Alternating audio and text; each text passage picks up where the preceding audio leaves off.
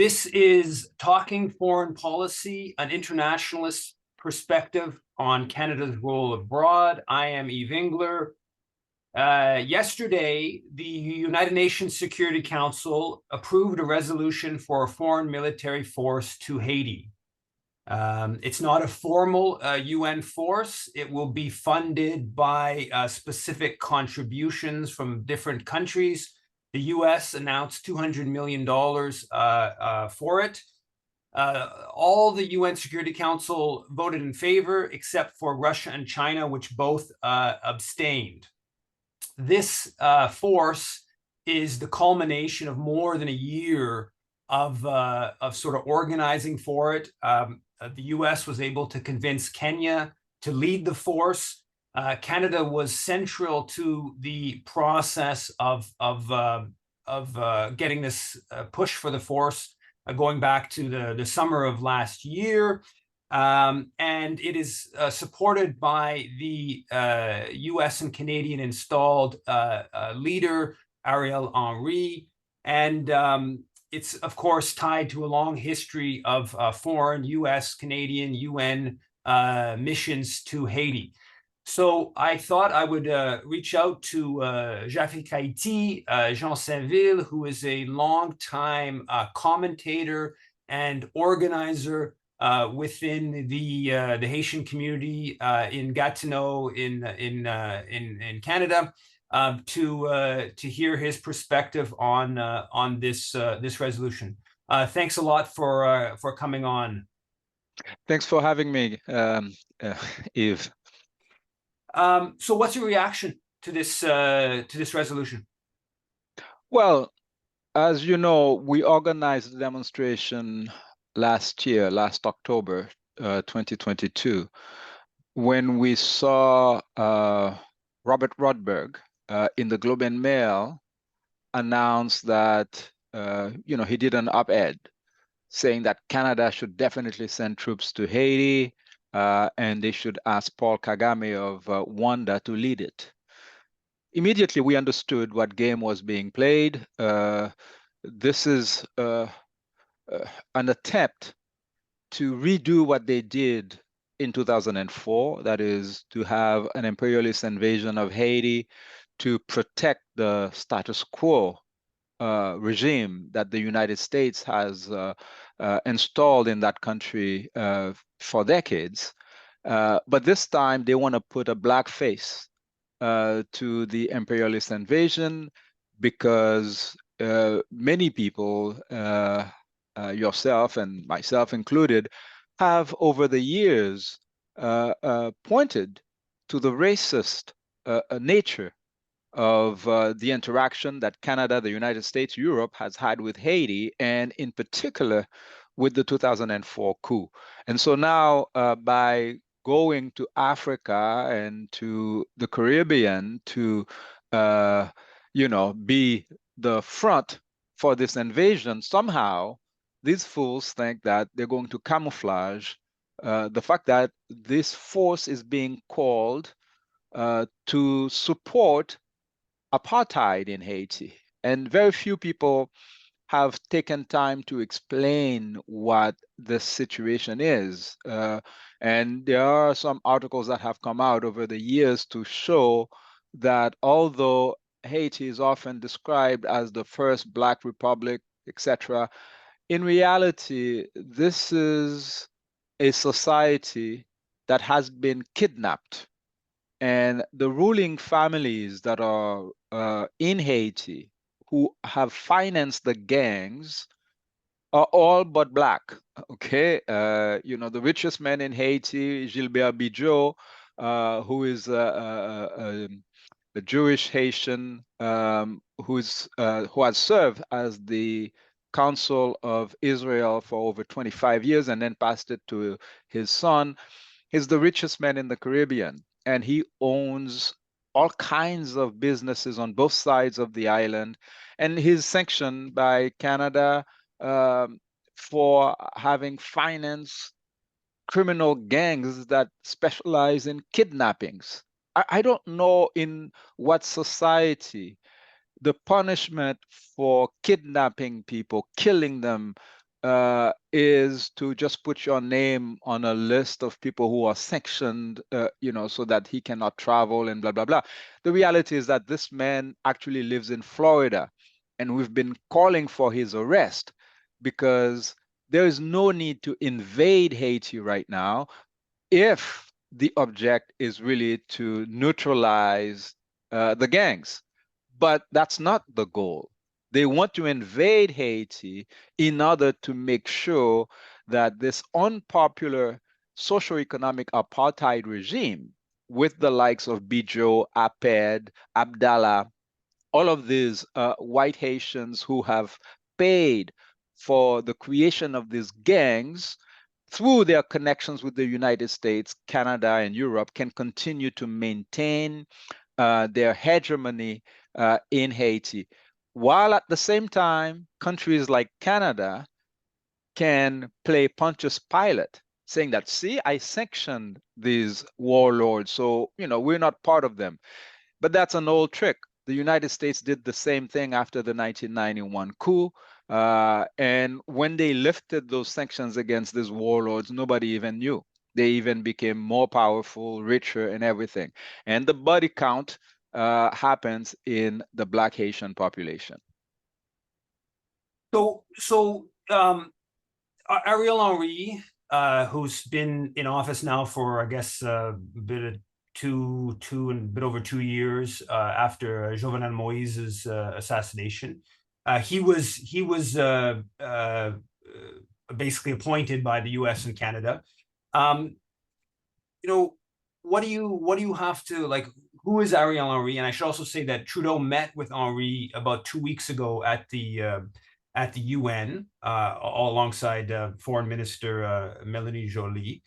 So who is Henri? There's stuff about his role in the assassination of Moise.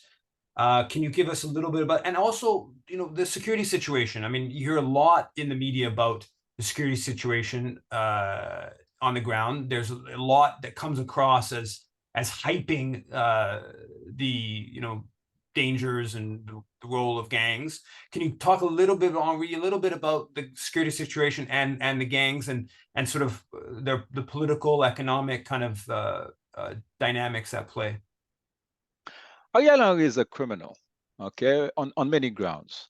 Not only is it a crime to present yourself as something that you are not, like he's an imposter. He was never named prime minister of Haiti. I mean, the country has a constitution that says how you become prime minister. And it certainly isn't that, some white people in Washington name you prime minister of Haiti and then you become prime minister of Haiti. It doesn't work that way. That's Okay? not in the Constitution. No, it's not. So he's a criminal, and there is provision for the Haitian society to try for high treason people like Ariel Henry. But that's not going to happen because Ariel Henry is a member of the PHTK regime that was established. As you know, when the coup happened in 2004, that is when the United States entered the residence of the president, kidnapped him and his wife with help from Canadian soldiers who secured the airport. Ariel Henry was one of the folks appointed as part of the Council of the Wise. Okay, the United States appointed these fools and told them that, okay, you guys are going to run Haiti during the transition period. So he's not a new player, but he was a bureaucrat in that system throughout since the coup of 2004. And more recently, Jovenel Moise, who was the puppet established after Michel Martelly, when the United States and the oligarchs in Haiti had made the decision to get rid of Jovenel Moise, he did not realize that they were asking him to name his own successor because he thought he was going to stay alive and continue to rule until at least February 2022. But the decision had already been made that he was going to be eliminated one way or another. In fact, the former U.S. ambassador to Haiti, Pamela White, advising the Biden administration on March the 12th 2021, specifically said that they must put Jovenel Moïse aside, the so-called president. Okay, she said that's how it should happen.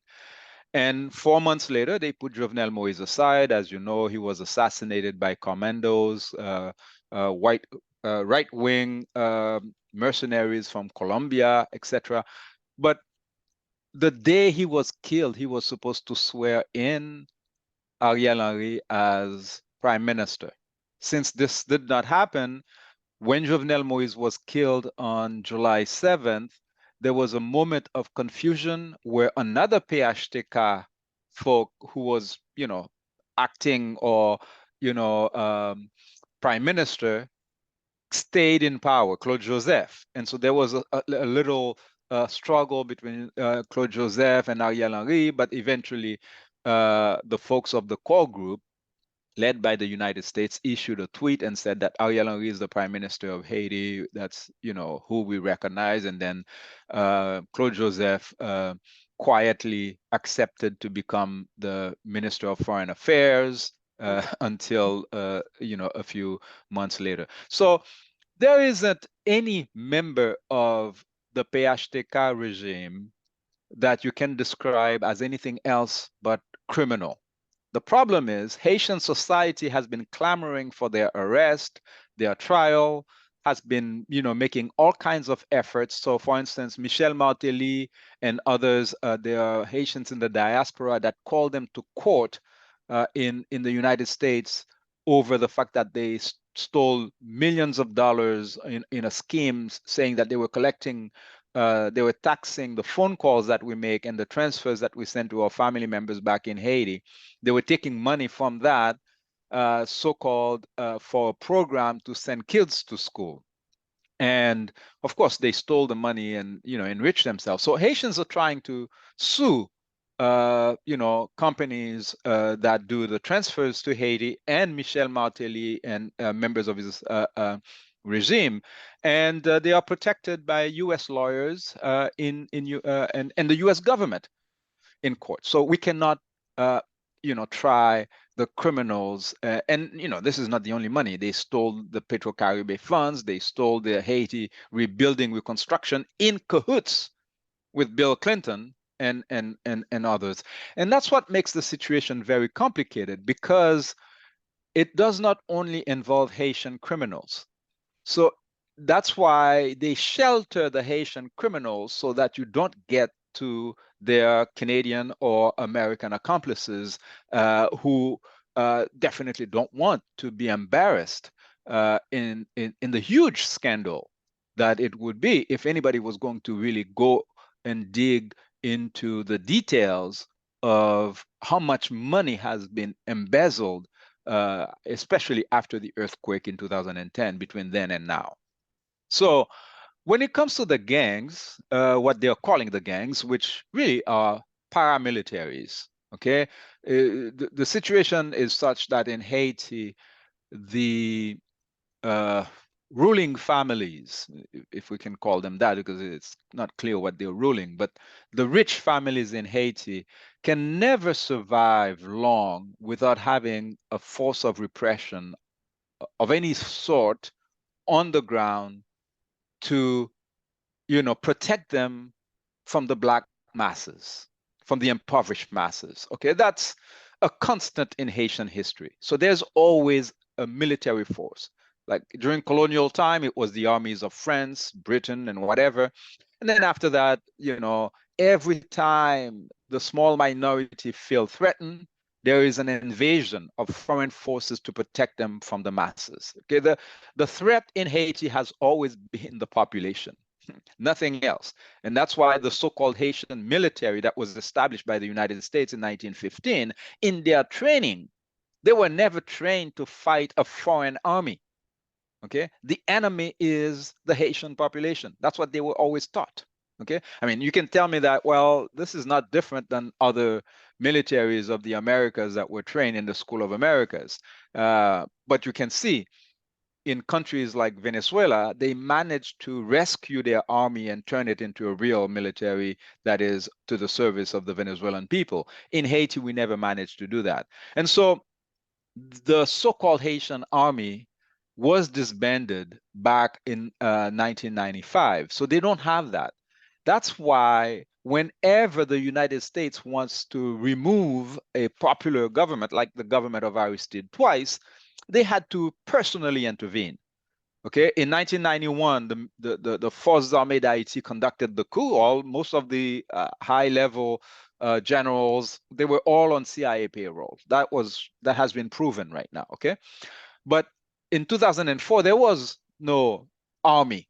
So the United States intervened and they financed paramilitaries in the Dominican Republic, and they came back to Haiti and, killed a large number of people, police officers, etc. So now, in order to maintain that occupation, that's why they mobilized troops from the UN, because they knew this was a very unpopular invasion and they had removed a popular government. So they needed UN troops to make sure that in the popular neighborhoods, the population could not rise up against the occupation. And so you know how this military occupation unfolded. The UN troops there committed atrocities, murdering score of people in the impoverished neighborhoods of Bel Air, Cité Soleil, Cafoufei, everywhere in the country, raping boys and girls, all kinds of sexual exploitation, and introducing cholera, which contaminated over 1 million Haitians and killing over 30,000. So when these troops left in 2017, this doesn't mean the UN occupation ended.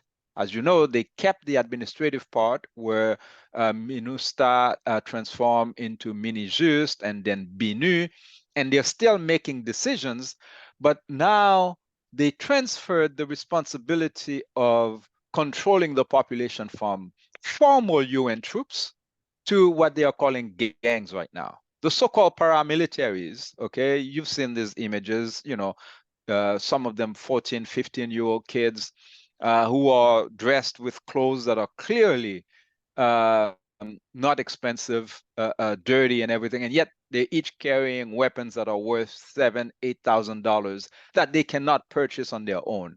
Okay, so obviously somebody's been funneling weapons on a regular basis to these folks, and no one needs to speculate about that because there's been research about it where it's clear that 90% of these weapons are coming from the United States, particularly Florida, and researchers such as Robert Moga has proven that these so-called gangs or the paramilitaries have connections to Ariel Henry in a presentation that was done at Université Quisqueya at the beginning of this year, okay, where Ariel Henry spoke to open the conference.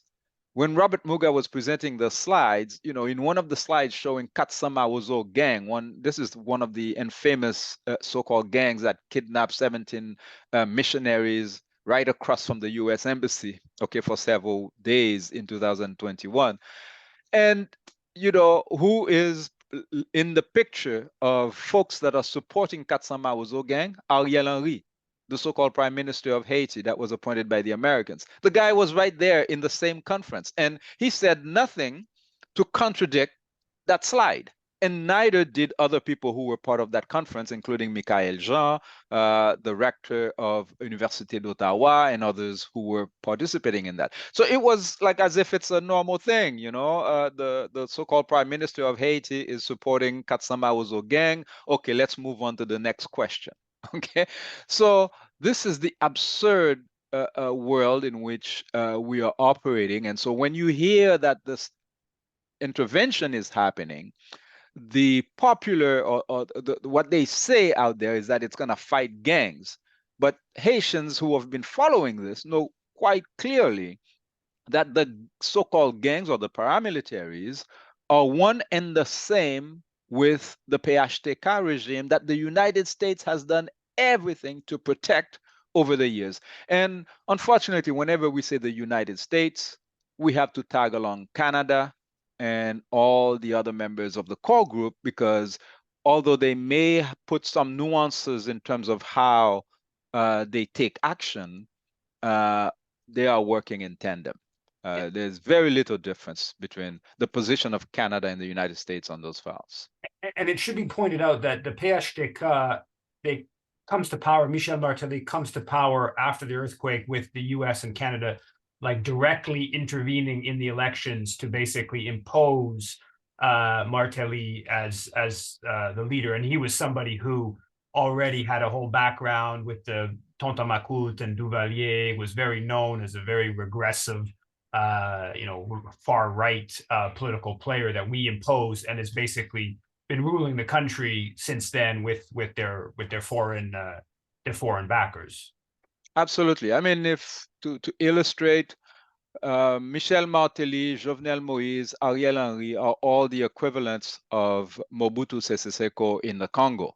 Okay, after the foreign troops killed the legitimate prime minister of the Congo, and they put a puppet. I mean, it's something that has been recycled over and over in time. That is, the imperialist powers invade a country, and then they remove the progressive leadership, and then they put a puppet. And, sometimes people, because they're not familiar with what's happening in countries like Haiti or the Congo or Niger, they would conclude that, well, we chose the wrong bad guy, but they're all bad guys anyways. Well, of course, this is a racist statement. It's also a lazy statement, because if you just do a little bit of research, you'll understand that this is not at all true.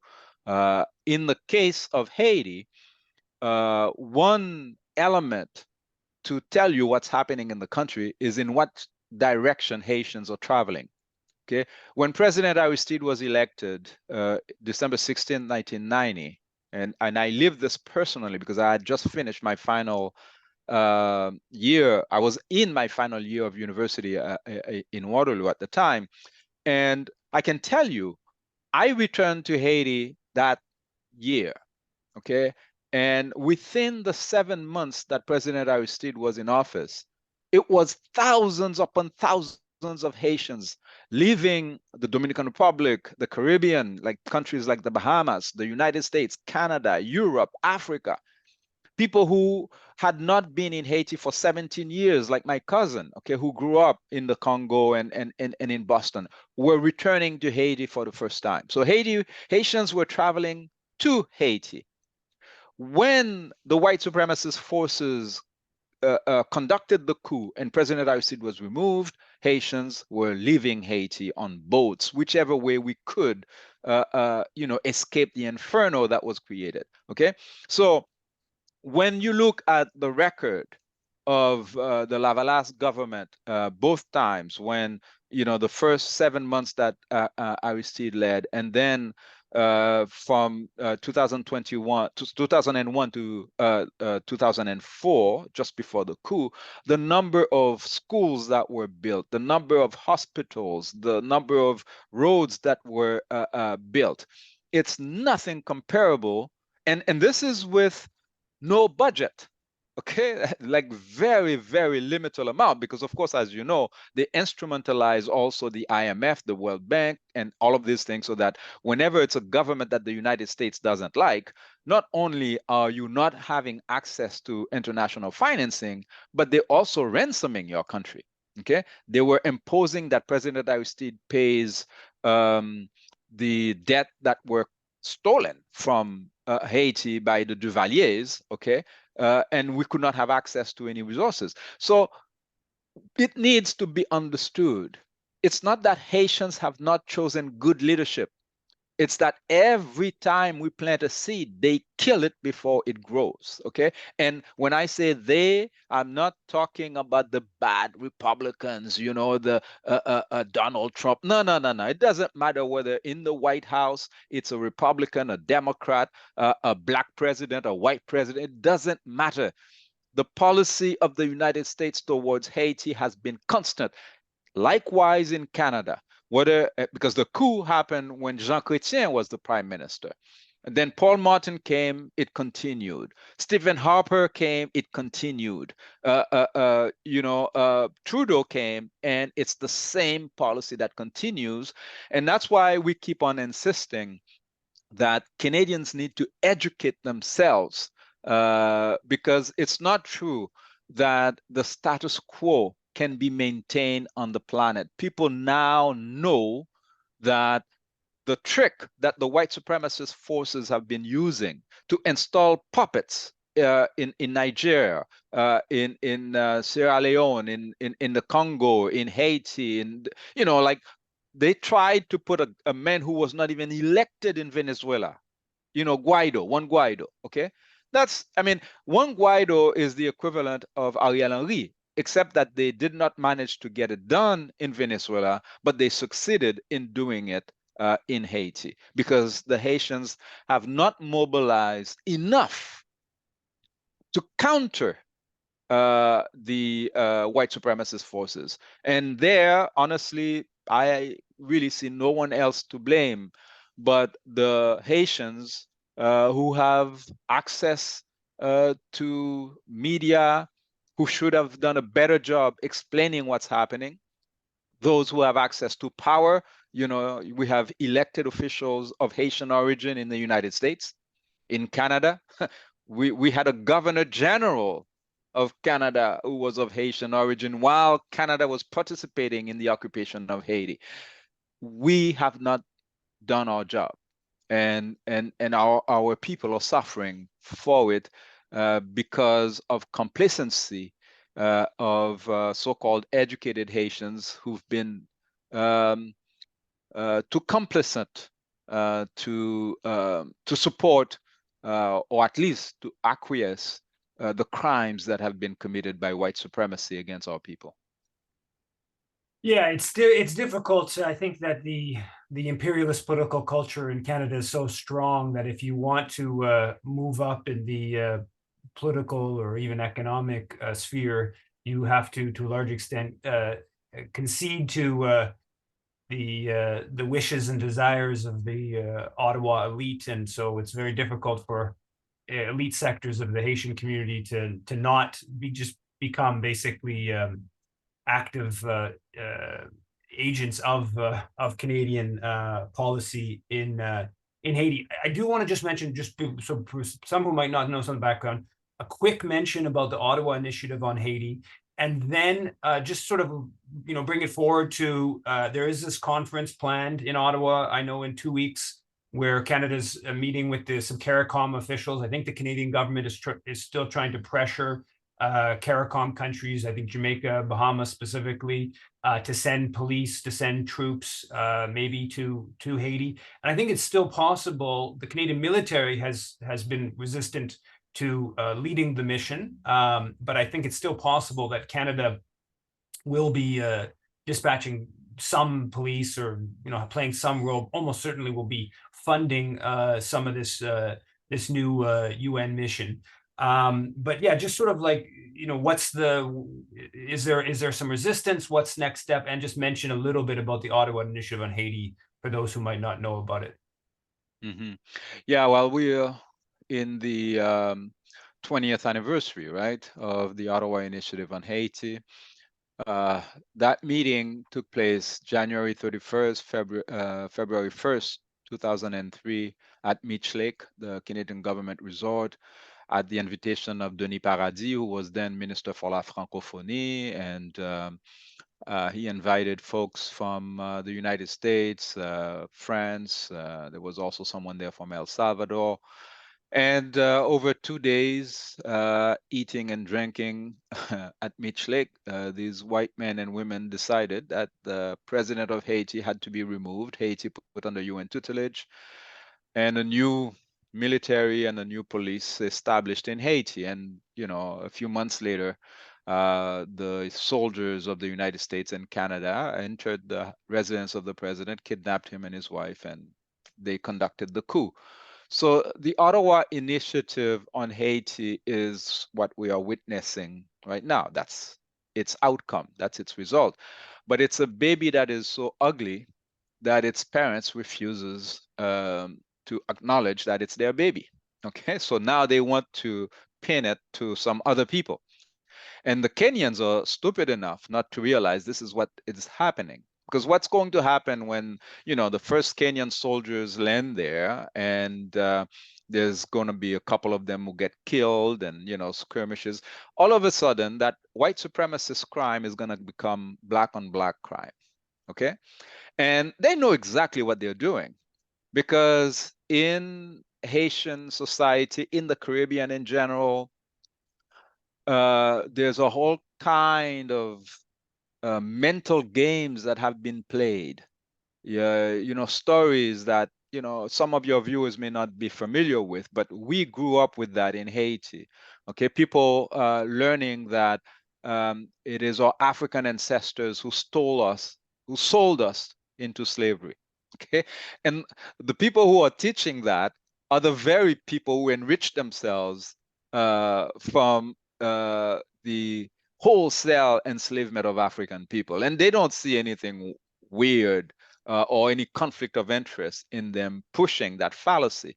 Of course, there were Africans who participated in the kidnapping and the murdering of Africans over hundreds of years of the Mahafa, what they're calling the slave trade.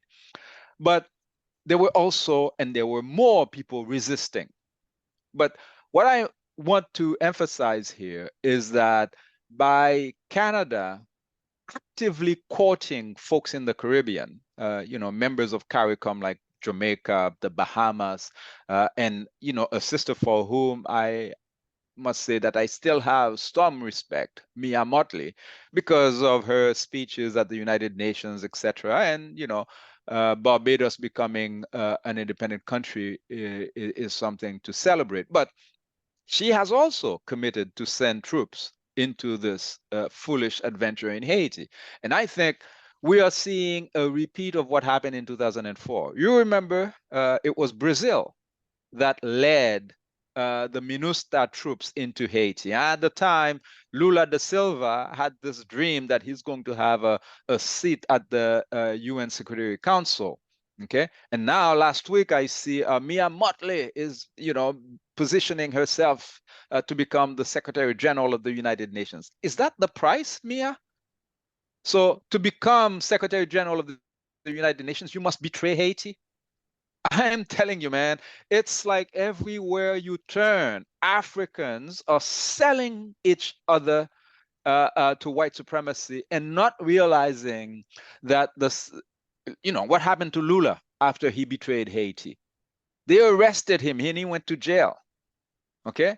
I don't know if he learned any lesson because Brazil is not saying that they're going to be part of this thing. But what I'm seeing is that when the coup happened in 2004, CARICOM is one of the regional organizations that condemned the coup and took a positive posture. So, for instance, when the United States and Canada were clamoring, do not let President Aristide return to the hemisphere. Okay, well, the Prime Minister of Jamaica, P.J. Patterson, welcomed Aristide. That's where he reunited with his two daughters before they went to exile in South Africa. Okay, I mean, I understand, these countries in the Caribbean, they're very fragile. Okay, all it takes for the United States to boycott, Barbados, Jamaica, whatever, is to, launch a false news about their mangoes being contaminated with some kind of thing, and all of a sudden their economy is in shambles, their tourism is in shambles. So I understand, that they're fragile. But you have people like the Prime Minister of St. Vincent and Grenadines, Ralph Gonsalves, whose economy is even smaller, more fragile, and he still takes a principal stand, whether it is on Venezuela or on Haiti. What I'm saying is that there is no excuse for these repetitive betrayals. And what they need to remember in the Caribbean is that when Grenada had a progressive leader, okay, Maurice Bishop in 1983, who was investing in healthcare, in education, doing the things that any sensible leader in the Caribbean would do, the United States invaded Grenada. They killed Maurice Bishop. And the people who are now members of CARICOM, like Mia Mottley, would be foolish if they think that what they are participating in right now against Haiti doesn't have the potential of being used against them. Okay? Because history is teaching us that there is no limit to the barbarity of white terrorism. What I mean by that is, England, seeing that, okay, now, Barbados has decided to part away from the Queen and etc. and become an independent country. They're watching what's going to happen with Jamaica and the other ones. And we need to realize that the guardians of the old order have not given up. Okay, there are people who still dream. I mean, we had a Canadian MP. I remember after the coup, we went on Parliament Hill talking to folks. And this guy sat down very seriously, saying that, well, why can't Canada just take over Haiti? It's a Caribbean nation. It has good weather. The Canadians could go there and vacation in the winter. This white man was talking as if he didn't see that he was talking to a black man. Okay, it's this audacity, okay, that and I know that many folks get tired of me pointing to the racial dimension of this conflict. But I'm not tired yet, so I'm going to continue to do that because I was working in the Canadian government when the coup happened in 2004. And I know how government policy is implemented. I cannot believe that the leadership of the Canadian government at the time, when they were meeting at Meech Lake, no one whispered in the ears of the Prime Minister of Canada saying, well, this is stupid. We're a bunch of white people sitting here deciding to overthrow the government of Haiti in the year of the bicentennial of the end of racial slavery. All of these white people, none of them realized that, wow, this is stupid. No, they did it. And they had the power to implement their wicked dream. And to me, when you see folks in the Caribbean participating, okay, so that was 20 years ago. Imagine how much Haiti has lost in 20 years. The president that they kidnapped, okay, and who spent 11 years in exile in South Africa, he was welcomed by the Mandelas and Thabo Mbeki. He taught in the university in Pretoria. He also did his PhD there. So for him personally, it's not necessarily a big loss, but for the Haitian people, it's tragic. Okay, and to illustrate that, when he returned with his wife and family and the two daughters in 2011, they went to court, okay, in order to release their university from the UN troops that turned it into army barracks, okay, and reopen the university, one of the rare medical schools that we have in Haiti. And since 2018, every March, it's hundreds of doctors, lawyers, engineers, agriculturists, agronomists, sorry, who graduate in that university. So you mean to tell me this is the president that's not good for Haiti? But Michel Martelly, who is better known for grabbing his private parts, in front of a camera, that's a proper president for Haiti. I wonder why it is that it's so complicated for people to understand that what's good for Canada is also good for Haiti. Okay, we have criminals in Canada. Imagine that, China, right? Because now they're always saying that Chinese interference is what we fear, right? Imagine China had the ability to impose on us Carla Homolka and Paul Bernardo as our prime minister. What would happen to our country? It's not rocket science, okay? So, relying on racist stereotypes that, oh, well, they're all bad anyways. Look at the Dominican Republic. They're doing better than Haiti. No, they're not doing that much better, okay? Go look at the statistics and watch how many thousands of Dominicans are fleeing the island every year on boats trying to reach Puerto Rico and the United States. Why are they doing that if it's paradise?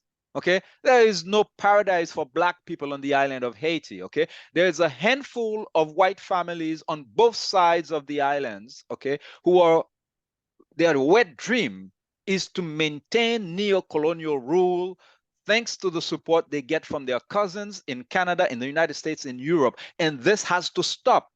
Okay, there was a revolution on that island so that every human being can live prosperous lives in respect for each other's humanity. And so, there's now controversy over the border because the Dominican Republic say that the one irrigation canal that the Haitians are building is going to disrupt their 11 that they've already built on that same canal. But honestly, this whole controversy, in my view, is a manufactured conflict, okay? Because they're doing that in order to add an element of international conflict to the island to further justify the foreign intervention. And in reality, they know all too well that on both sides, okay, Black Dominicans and Haitians are being oppressed by their two fake governments whose jobs is to protect the hegemony of US and other multinational corporations that are exploiting the population. Okay, so in Haiti, of course, it's more impoverished, and that's by design. But in the Dominican Republic, they're maintaining the population in poverty as well, except that they provide them the ability to have more infrastructures that allow the elites to live well. But we are seeing more and more Haitians and Dominicans are rising above this so-called nationalist speech to realize that countries are not rich or poor. People are placed in conditions of impoverishment or major abundance. And unfortunately, for the past 500 years, the idea is that, okay, abundance can only be achieved through repression, exploitation. And we in the Haitian Revolution, we're saying, no, it's not true. There is a way we can all live in peace and prosperity by sharing equitably the resources of the land. Yes, there is gold in Haiti. Part of that conflict about the border is really about making sure that this vast agricultural territory of the north of Haiti, where there are valleys that can produce rice and all kinds of staples that the population needs, there are Canadian mining companies that have other ideas. And as usual, they don't want to pay. They prefer to install a puppet in Haiti, in the Dominican Republic, or in Guatemala, in the Congo, wherever it is, and pay corruption money to that puppet, and then exploit the land, take the gold, take the uranium, take the lithium, and then, whatever environmental damage happens so that people afterwards cannot use that land for agriculture, that's their problem. They've already left and they've enriched themselves. I think Canadians need to realize these are not topics that do not concern us, because most of us who are like right now, I'm enjoying my pension. Our companies are investing in those mining companies. Okay, so these crimes affect us. We become complicit if we do not denounce them. I don't want my money to progress at the banks at the price of Canadian mining companies murdering my brothers and sisters in Haiti, in Guatemala, or in Libya. And when it comes to Haiti, after the U.S., Canada in the last, at least the last 2 decades, has clearly been the second dominant force and the second dominant player in further impoverishing the majority. Thanks a lot for that, Jean. Where can people follow your work? If they want to keep sort of paying attention to Canada's role in Haiti, what's the best way to keep connected? Yeah, well, Jafrikayiti.com, Jafrikayti.com. They can also find it on YouTube, Facebook. I use the same name, and TikTok and all of those things. There are also other comrades in New York. The group is called Komokoda, Comité Mobilisation contre Dictature en Haïti, KOMOKODA. They organize regular demonstrations in New York, targeting the office of Hillary and Bill Clinton, because they're the ones who stole the Haiti reconstruction billions of dollars after the earthquake. And they also target the United Nations offices in New York to make sure that we amplify the voices of our people. Because as you know, if one of the things that they often do on mainstream media whenever imperialist countries are attacking, whether it is Niger or Burkina Faso or Mali or Haiti, then CBC, Radio Canada, or BBC, France 24, they're all mobilized, and they invite some kind of NGO director in those countries to tell people, what's really going on. And so yesterday, I was watching an interview with Gilles Rivard, former Canadian diplomat in Haiti, and he was the one explaining what was happening. And of course, there was no bother to hear a Haitian voice. The Haitians have nothing to say about what's happening in Haiti, and right after that, you see our prime minister talk about multiculturalism and equity, diversity, and inclusion, and all of these empty speeches. People need to wake up. Okay, I mean, Africa is the richest continent on earth. Canadian mining companies are still going to want to tap into uranium, coltan, etc. Like, we think we're going to just mobilize our militaries and steal people's resources all over the planet, and it's going to continue like that? I think people are going to need to become a little bit wiser to understand that those crimes that have been committed over centuries now need to come to an end.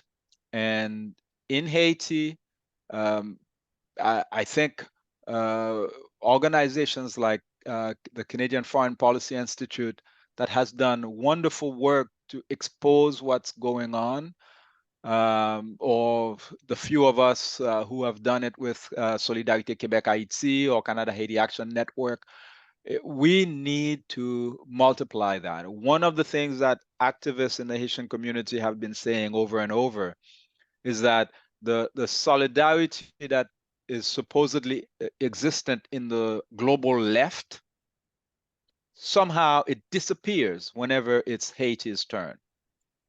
And again, I'll tell people, man, it will happen again and again. What they do in Haiti, they will do to Guatemala, they will do to Mexico, they will do to Brazil. So please, get together, people. Imperialism is not all powerful. We can stop it, but it's only if we stand in solidarity. Thanks, brother.